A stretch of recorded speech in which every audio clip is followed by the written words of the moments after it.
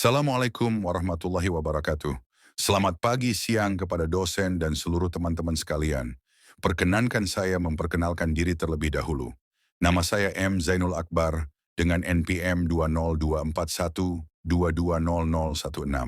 Pada kesempatan ini saya akan memulai pemaparan mengenai materi yang telah saya susun, yaitu filsafat patristik skolastik barat.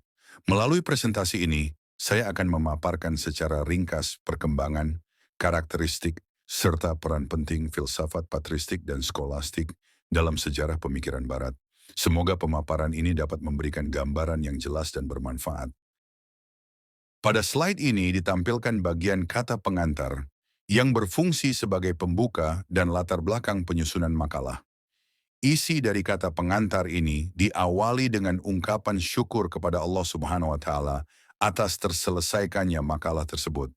Hal ini merupakan bentuk penghormatan sekaligus wujud kesadaran bahwa proses penyusunan makalah tidak terlepas dari bantuan, kemudahan, dan kelancaran yang diberikan oleh Tuhan. Selanjutnya, kata pengantar menjelaskan bahwa makalah ini disusun untuk memenuhi tugas kelompok dalam mata kuliah filsafat Islam dengan fokus pembahasan pada topik filsafat patristik skolastik Barat. Penjelasan ini penting karena memberi konteks tentang alasan makalah dibuat, serta menunjukkan bahwa penelitian dan penyusunan materi dilakukan dalam rangka memenuhi kebutuhan akademik. Bagian berikutnya menerangkan bahwa makalah ini membahas secara komprehensif dua periode besar dalam sejarah pemikiran filsafat Barat, yaitu masa patristik, yang berhubungan dengan pemikiran para bapak gereja pada era awal kekristenan dan masa skolastik yang berkembang dalam lingkungan universitas abad pertengahan. Dengan kata lain, makalah ini menyajikan gambaran utuh mengenai perkembangan pemikiran teologis dan rasional yang sangat berpengaruh terhadap tradisi intelektual Barat hingga saat ini. Secara keseluruhan, slide kata pengantar ini berfungsi untuk memberikan gambaran awal kepada pembaca atau pendengar mengenai tujuan, konteks, dan ruang lingkup pembahasan makalah. Pada slide ini terdapat dua poin utama, yaitu latar belakang dan pentingnya kajian, yang menjadi dasar mengapa topik filsafat, patristik, dan skolastik Barat perlu dipelajari. Latar belakang bagian ini menjelaskan bahwa filsafat patristik yang berkembang pada abad 1-8 M, serta filsafat skolastik yang muncul pada abad 9-14 M, merupakan fondasi penting dalam perkembangan pemikiran teologis dan rasional di Barat. Filsafat patristik berfokus pada usaha para pemikir Kristen awal untuk membela dan menjelaskan ajaran iman dengan menggunakan pendekatan filsafat Yunani, khususnya Plato. Sementara itu, filsafat skolastik berkembang dalam lingkungan universitas abad pertengahan dan berupaya memadukan antara iman dan rasionalitas, terutama melalui pemikiran Aristoteles. Dengan demikian, kedua periode ini menjadi titik awal bagaimana tradisi pemikiran Eropa membentuk hubungan antara agama, akal, dan filsafat. Pentingnya, kajian bagian ini menjelaskan mengapa mempelajari dua periode filsafat tersebut dianggap penting. Masa patristik dan skolastik memiliki peran besar dalam membentuk hubungan antara akal dan iman yang kemudian berpengaruh pada munculnya filsafat modern, perkembangan ilmu pengetahuan, hingga tradisi keilmuan dalam filsafat Islam. Selain itu, periode ini juga dianggap sebagai awal lahirnya metode berpikir sistematis dan kritis yang menjadi fondasi cara berpikir ilmiah di zaman berikutnya. Oleh karena itu, memahami patristik dan skolastik membantu kita melihat bagaimana pemikiran rasional berkembang dalam sejarah peradaban.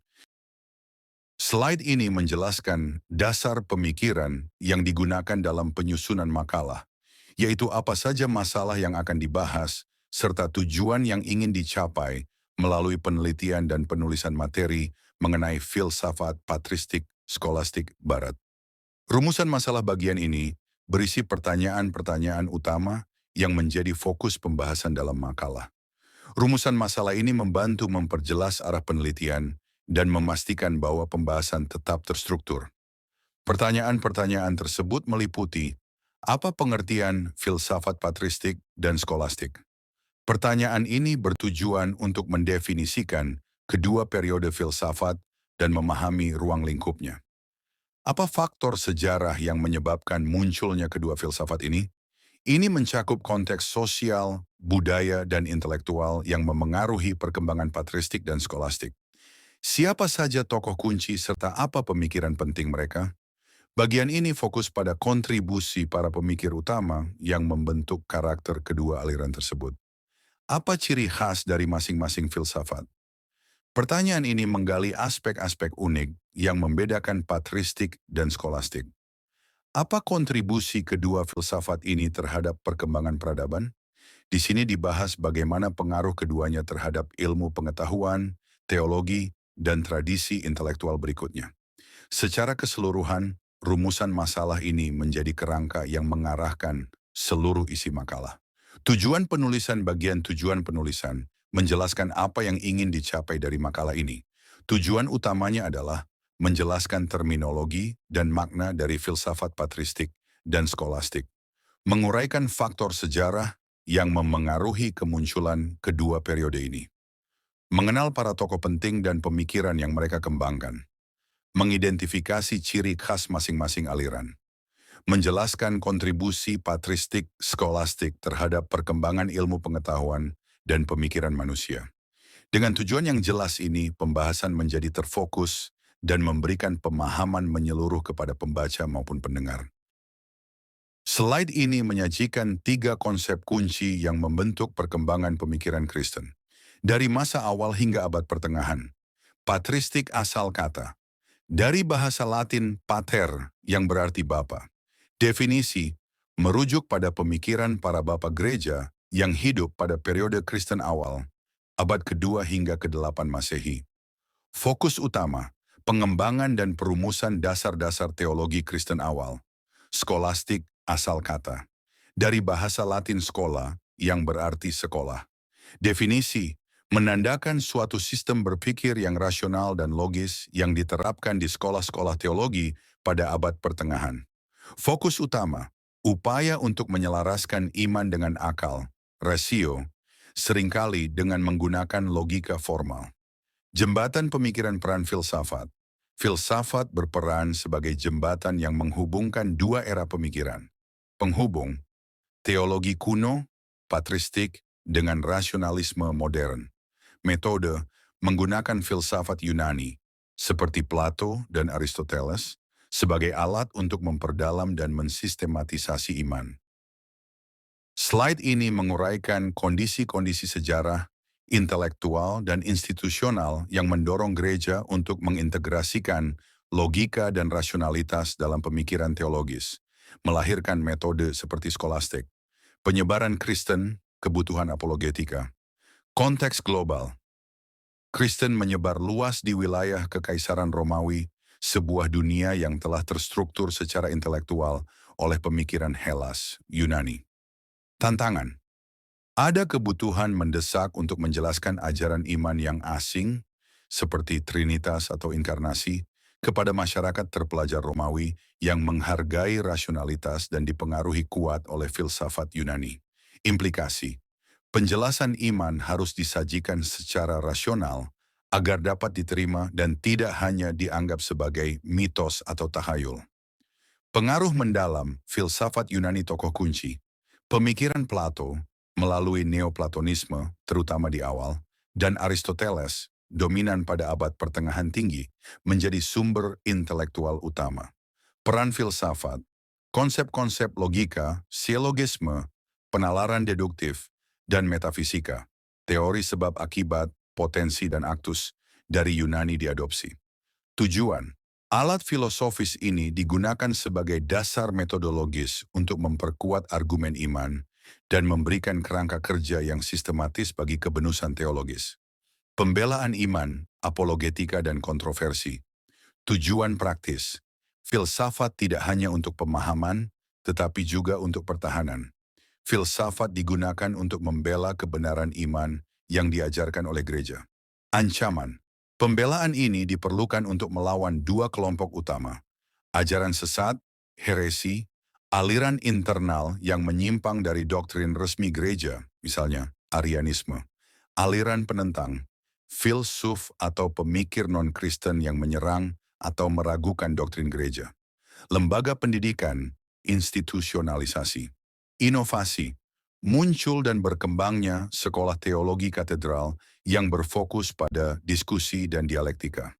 Pusat intelektual, kota-kota seperti Paris, Sorbonne, Bologna, dan Oxford menjadi pusat studi. Puncak, sekolah-sekolah ini berkembang pesat dan akhirnya melahirkan universitas pertama di Eropa yang secara formal melembagakan studi teologi, hukum, kedokteran, dan seni liberal, menjadikan skolastik sebagai metode pengajaran baku.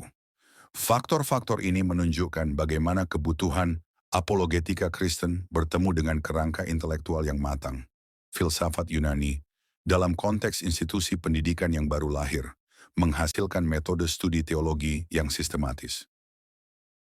Tokoh kunci dan pemikiran dalam filsafat skolastik 1. San Agustinus 354-430 m.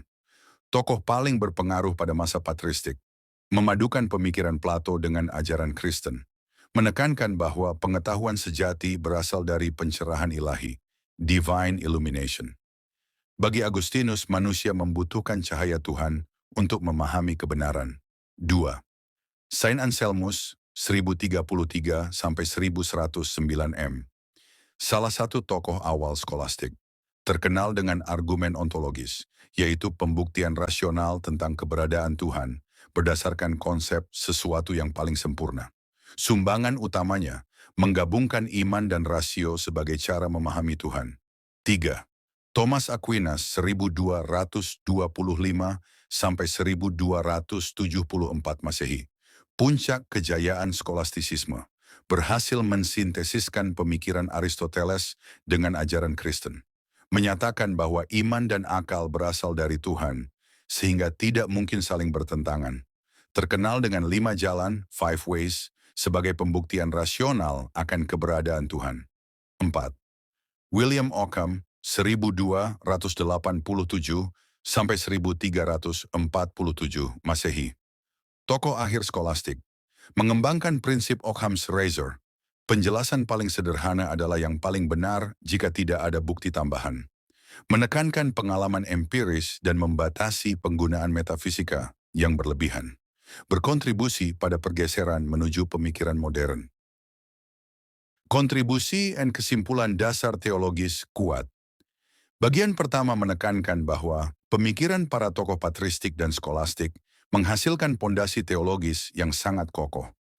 Mereka memadukan dua sumber kebenaran utama, iman dan rasio, dalam satu kerangka pemikiran yang harmonis. Integrasi ini menjadikan teologi Kristen tidak hanya berdiri pada wahyu dan ajaran gereja, tetapi juga pada argumentasi rasional yang dapat diuji dan dipertanggungjawabkan secara intelektual. Hasilnya adalah sistem filsafat yang memperkuat pemahaman umat tentang Tuhan, moralitas, dan tujuan hidup manusia. Metode sistematis kontribusi kedua adalah lahirnya metode berpikir sistematis yang menjadi ciri khas skolastik.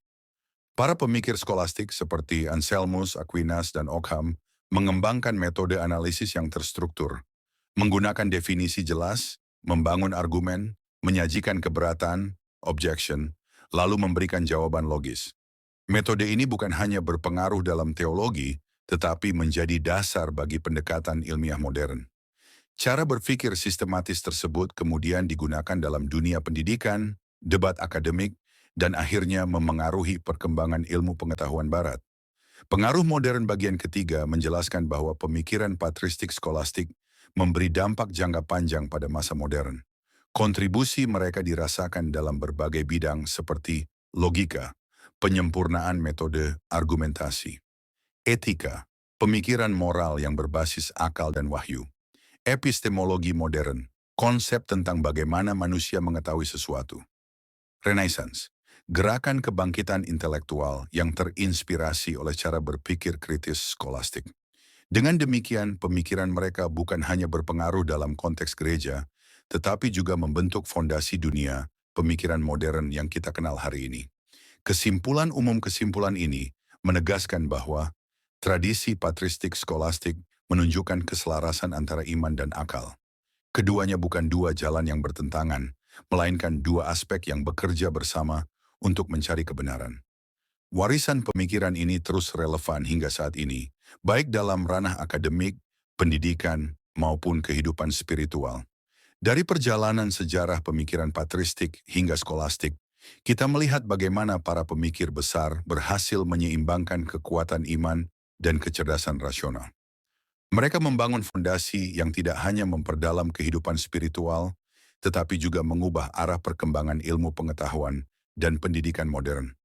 Semoga pemahaman mengenai kontribusi dan warisan mereka dapat menginspirasi kita untuk terus berpikir kritis, mendalami nilai-nilai kebenaran, dan memadukan kebijaksanaan spiritual dengan pemikiran yang rasional. Terima kasih atas perhatian Anda. Semoga presentasi ini bermanfaat dan membuka wawasan baru bagi kita semua. Sekian dari saya, kurang lebihnya mohon maaf. Assalamualaikum warahmatullahi wabarakatuh.